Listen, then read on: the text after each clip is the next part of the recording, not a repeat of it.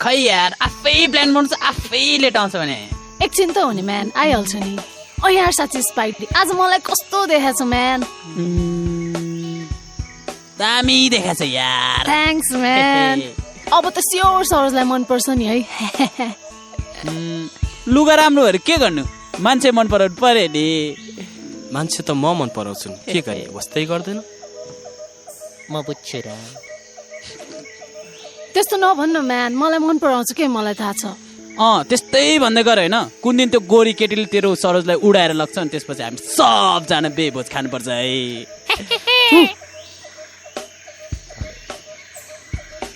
आतिर हेर ए के छ म्यान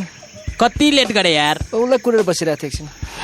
भित्र जाने होइन जम